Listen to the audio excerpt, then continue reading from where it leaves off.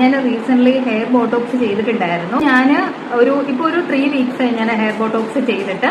ഇപ്പൊ ഒരു 6-7 wash already എന്റെ ഹെയറിൽ കഴിഞ്ഞിട്ടുണ്ട്. അത് കഴിഞ്ഞിട്ടുള്ള ലുക്കാണ് ഇപ്പൊ ഈ കാണുന്നത്. ചെയ്യുന്നതിന് മുൻപുള്ള എന്റെ ഹെയറിന്റെ അവസ്ഥ എന്തായിരുന്നു എന്ന് ഞാനൊന്ന് കാണിക്കാം. അതൊന്ന് നോക്ക്. എനിക്ക് ശരിക്കും വേണ്ടിയിരുന്നത് ഇങ്ങനെ ഒരു നാച്ചുറൽ ലുക്കായിരുന്നു. അപ്പൊ ബോട്ടോക്സ് ചെയ്തവരുടെ വീഡിയോസ് ഒക്കെ കാണുമ്പോൾ അത്യാവശ്യം ഇങ്ങനെ നല്ലൊരു നാച്ചുറൽ ലുക്കിൽ നല്ലൊരു ബൗൺസി ഹെയർ ആണ് എല്ലാവർക്കും കിട്ടുന്നത്. എന്റേത് ശരിക്കും ഒരു വേവി ഹെയർ ആയിരുന്നു. പക്ഷേ ഇത്രയും നല്ല ഇങ്ങനെ ഒഴുകി കിടക്കുന്ന ഒരു മുടിയല്ലായിരുന്നു. ഇല്ല വൈക്കോൽത്തുറ പോലൊക്കെ ഇരിക്കുന്ന ടൈപ്പ് മുടിയായിരുന്നു. പക്ഷെ ഇത് ബോട്ടോക്സ് ചെയ്തപ്പോൾ എനിക്ക് ഇത്തിരി മുടി ഒന്ന് ലെങ്ത് കൂടി. കാരണം ഇങ്ങനെ കേളി ഹെയർ ആയിരുന്നു. അപ്പൊ അത് കുറച്ചൊന്ന് ലെങ്ത് കൂടി. പിന്നെ ഇങ്ങനെ ശരിക്കും നല്ലൊരു ഒഴുകി കിടക്കുന്ന ആ ഒരു ടെക്സ്ചർ മുടിക്ക് കിട്ടി. ഭയങ്കരമായിട്ട് മാനേജ് ചെയ്യാൻ പറ്റുന്നുണ്ട്. എത്ര തിന്നായിട്ടുള്ള ഹെയർ ആണെങ്കിലും നല്ലൊരു ബൗൺസി ലുക്ക് കിട്ടും. അതെനിക്ക് ഭയങ്കര പ്ലസ് പോയിന്റ് ആയിട്ടാണ് തോന്നിയത്. പിന്നെ നമ്മളൊരു ട്രീറ്റ്മെന്റ് ചെയ്തൊരു ഹെയർ ആണെന്ന് നമുക്ക് തോന്നത്തില്ല.